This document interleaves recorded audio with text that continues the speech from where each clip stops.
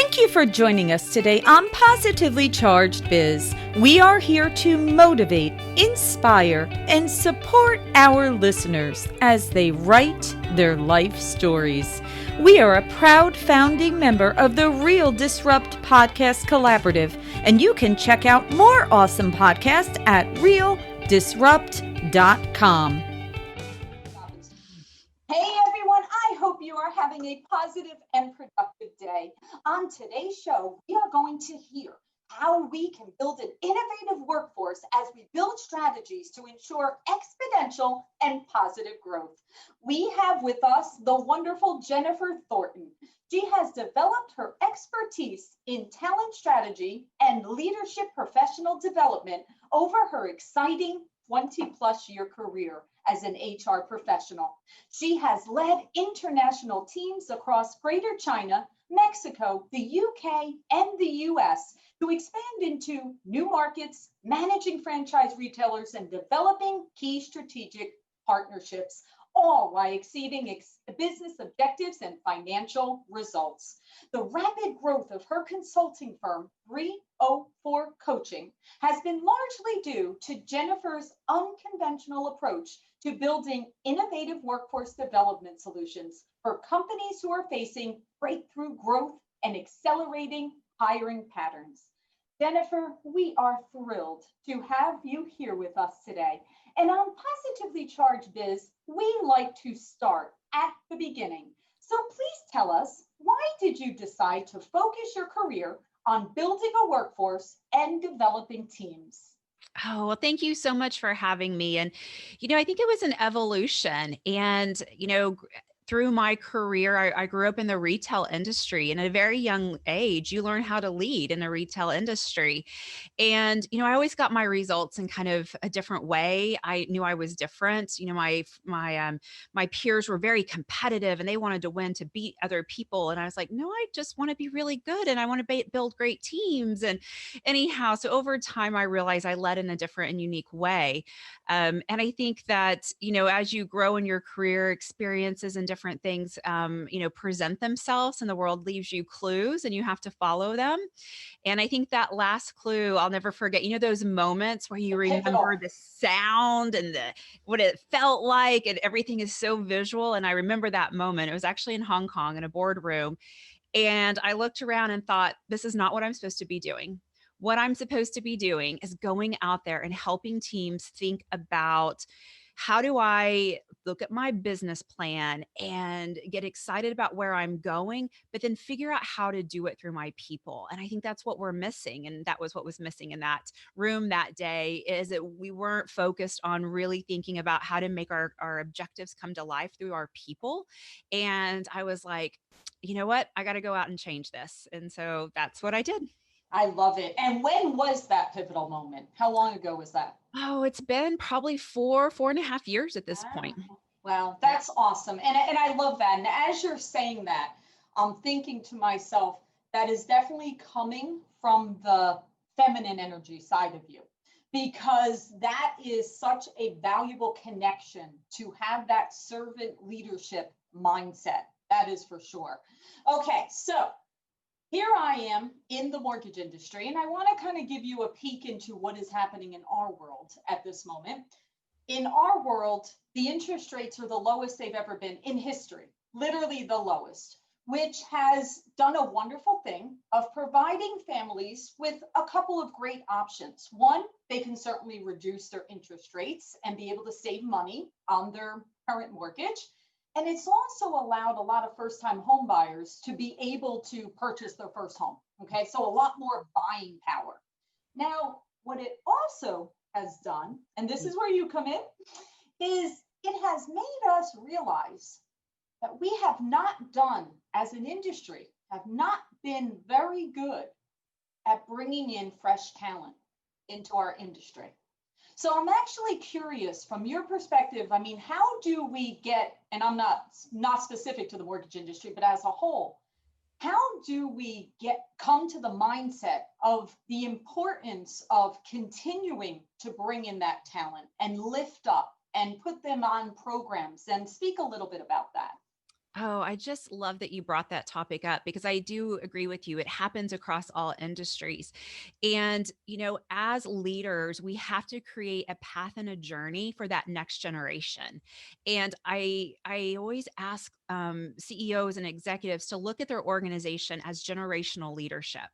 And so you look at your team you have today and they're doing great, or, you're where you want to be, but you have to look forward and say, but what's that next generation? And where am I finding these people and how am I sponsoring them? And what happens is we get super busy and we want things to be done right. And when you hire someone out of college or you hire someone with just a couple of years of experience, you have to invest. And we don't always look at investing in talent as a payoff down the road, but it absolutely will pay off. And that's what I have to, stress to people is it's fine if everyone is there today, but what are you doing to think about that next generation and who follows that generation? And if you can set up your company where every kind of generation of leadership is sponsoring that person behind them, or going out to great networking events or going to campuses and meeting really smart people that are interested in your industry, if everyone was doing that across your organization, you would always have people ready to come in. And you would also be creating an environment where learning is something someone respects, because we don't always expect or respect learning in the workplace, because if you're learning, you're probably making some mistakes. And that's not, always great. And so we have to also get really excited about watching someone learn and helping them grow. Wow, that's great, and totally agree with you. So, do you recommend that, regardless of the industry, everyone should be looking at that as part of the foundation of their company? And who Absolutely. would do that? Like, I'm curious. Like, would that be okay? The executive team says we're going to make sure that we have this in place.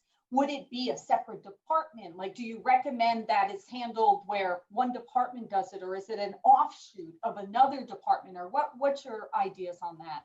Yeah, it has to come from the executives. Executives set the tone of the culture. And if an executive is out there willing to mentor or talk about and, ask who's coming up behind you, who have you been meeting out in the workplace? What do you see as an avenue for recruiting, those people that are going to be working for us, those people that will be managers for us in 5 years.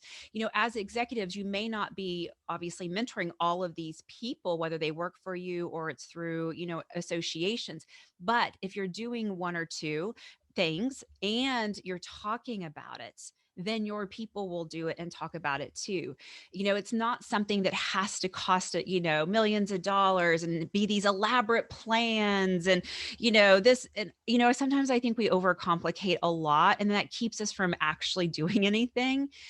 Creating generational talent is about respecting someone and providing them a journey and a path and celebrating that. No, I love that. And you are correct. That is part of the culture. And it's not one of these components where you say, check, we did it. It is making sure that the entire company understands why you're doing it and everyone is participating in mentoring that next generation, not just one department or one team.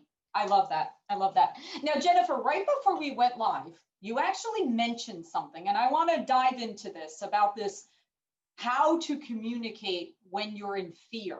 I find that rather interesting, and I want to hear a little bit about that. Yeah. So, this year there's been some fear around town, A little. just a lot of fear. And when we're in fear, we crisis manage. And that's okay at that moment. If the building's on fire, you don't need to have a meeting about what to do about it. You get out of the building. But what happens is when we are in fear and we start to crisis management and we stay in fear, and over this year with everything going on, there's been long term fear periods of our business or how we're going to work. Can we go to the office, not the office, all this stuff. So, what happens is we stay in fear and we communicate in fear over long periods of time. Crisis management only works in one situation, a crisis. Yeah. And so what happens is when we are go into crisis management and fear, we're using our primitive brain and it's the fight or flight.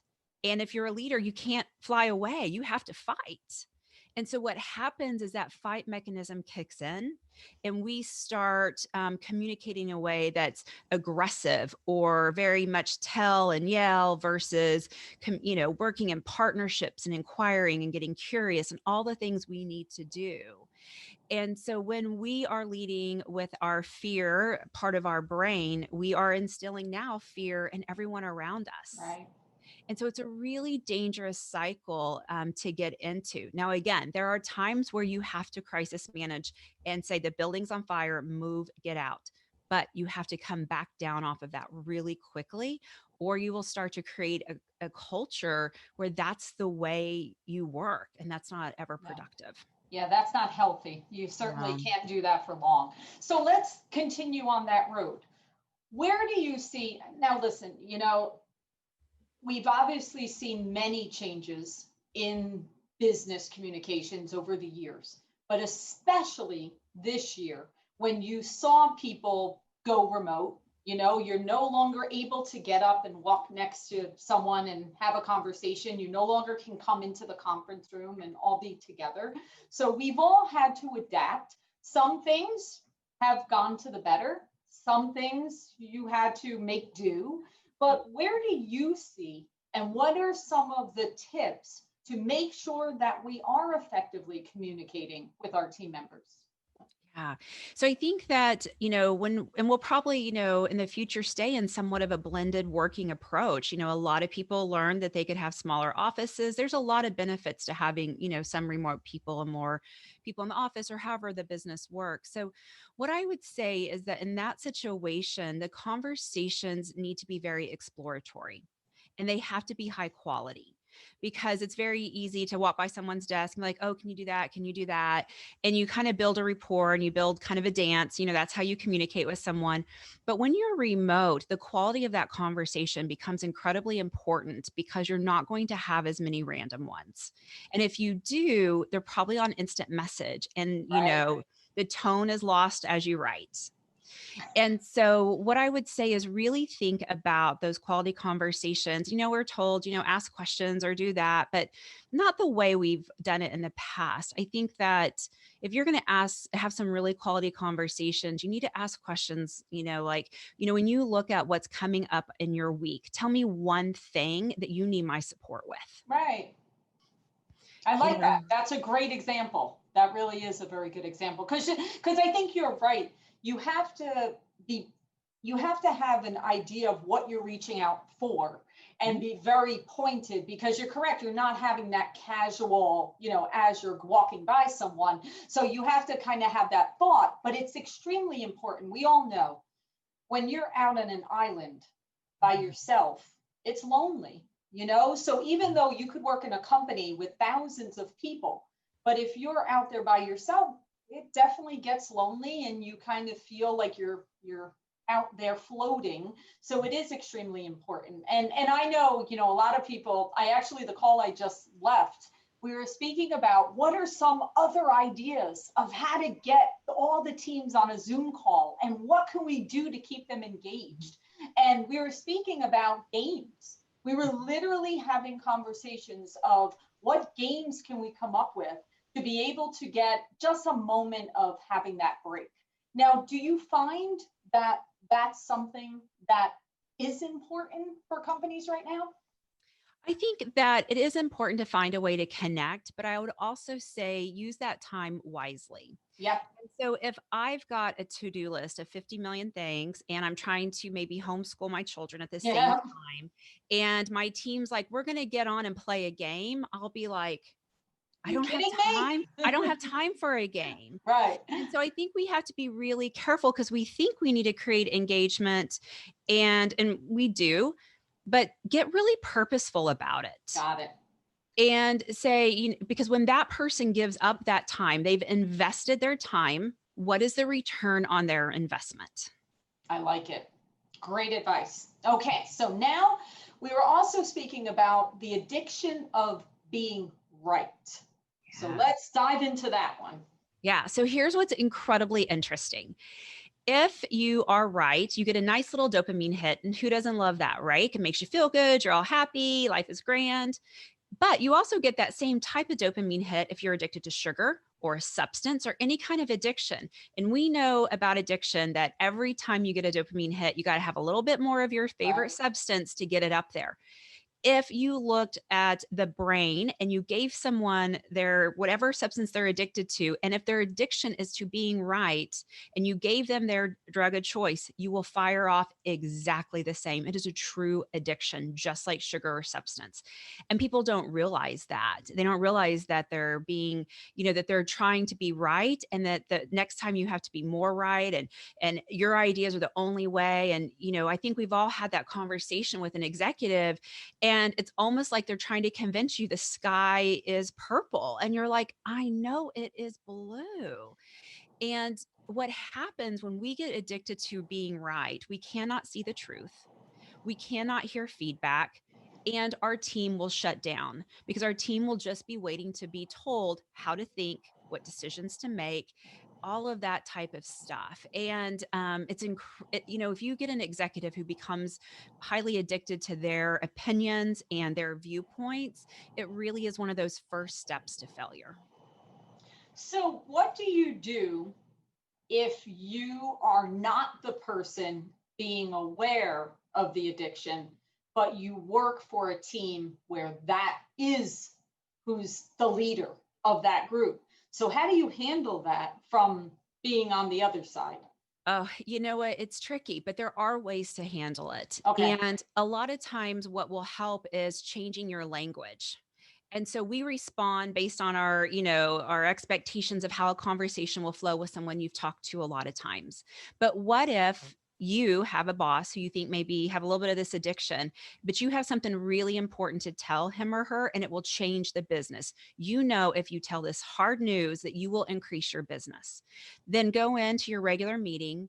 And instead of being like, oh, I got to tell, because they'll smell that fear, walk in and say, I'm excited to talk to you today because I have something I think can change, can raise our profits by 2% with this product. Are you willing to hear my idea today? Okay.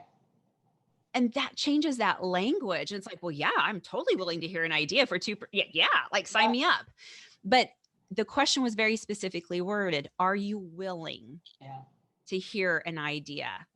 And that starts the brain to kind of like, it kind of shakes it a little bit and lets that person open up in a new way. Love that. And that is a great approach. It definitely changes the dynamic to have them be open for whatever it is you're going to offer them. So I love that. That's great advice. All right. And it's interesting, I will tell you, why did I start a podcast? I want to actually share this because it ties into kind of what you're speaking about.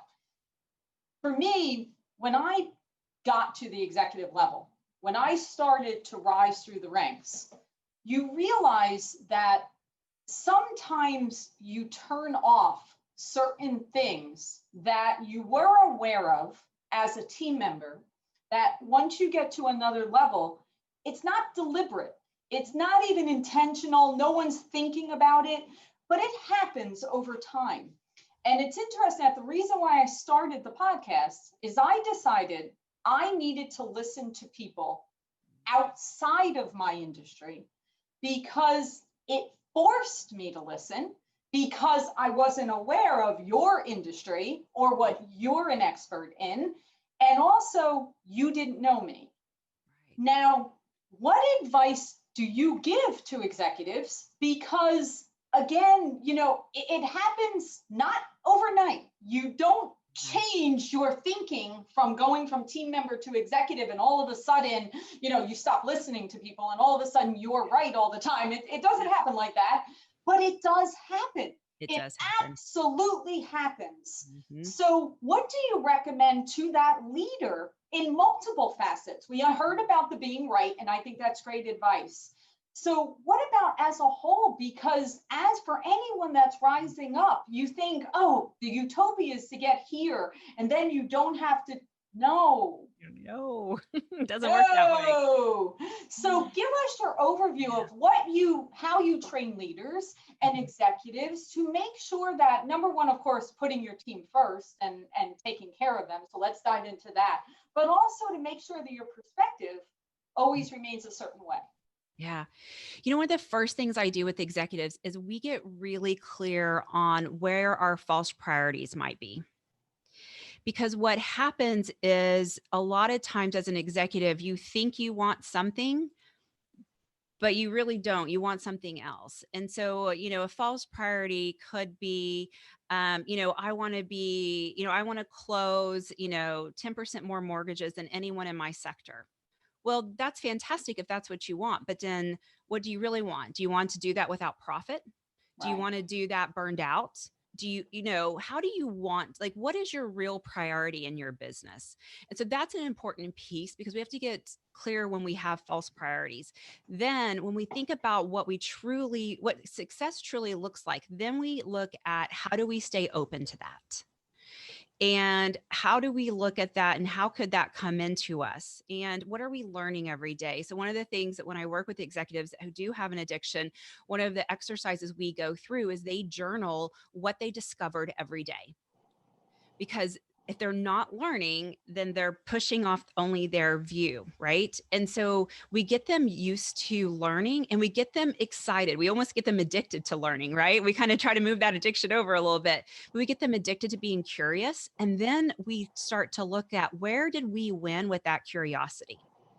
And so if, 4 months ago, you learned about this new organization that someone in your company got involved with, and that brought in 20 new leads, which, got 10 more prospects, closed, then we chase that back and we said, okay, you got curious and you were open to hearing about something new. And here's what it led to, this business. And so we start to show them how curiosity does create business. Love it. Great advice. Okay, so tell me about your Leadership Academy and what you do with your Leadership Academy. And then also I want to know about the OAD assessment. Those are the two things. All right. So with our leadership academies, they're very much specifically, they're modular and they're driven to the company's needs. You go and someone does like a training, but you're like, that's kind of what I need, but kind of not. We actually sit down and we work with organizations to learn about what competencies and skills does that team need to take the business into the future. Again, creating generational talent. And then the academies are built to the adult learner and over time. And so it's not like we're going to lock you in a room for 3 days and try to change your mind. Adults don't learn that way. It's a drip content, and it's really specifically built to change behaviors over time so that they actually change and not just for a week. And so that's the piece with that academy. It's fantastic. It's so much fun. It's incredible to watch people learn, and it's incredible for them to, I see them using those tools that they get and they go use those tools with their teams, and you start to see it come to life. And then with our OAD assessment, it is a pre-employment assessment, and it allows you to start to look at what traits are important for a job. So we know about skills and we know about education, but why someone fails is because they don't do the job the way in which the company wants it done. And that's why we make bad hires, is because we don't match our traits to the job.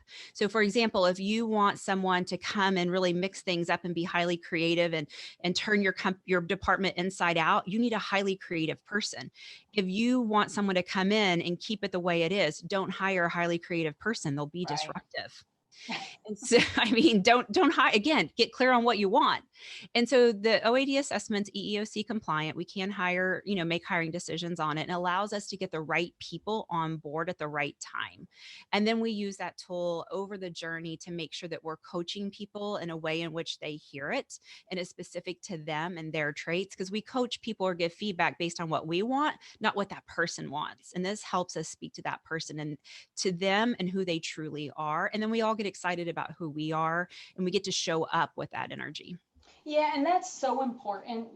People think that when you communicate with someone, they're hearing it the way you would hear it. Of course, you're saying it in the right way. You think you're saying it the way they want to hear it, but we all interpret and communicate in different manners. So I guess what you're saying is once you understand that piece of it, then of course, you know the proper way to communicate that will be interpreted the right way for them. And I totally agree with you. I mean, I learned a long time ago that you can't judge off just the resume. You can't just look at, oh, this person has this skill, or they went to this school, or they closed this amount of loans in my business.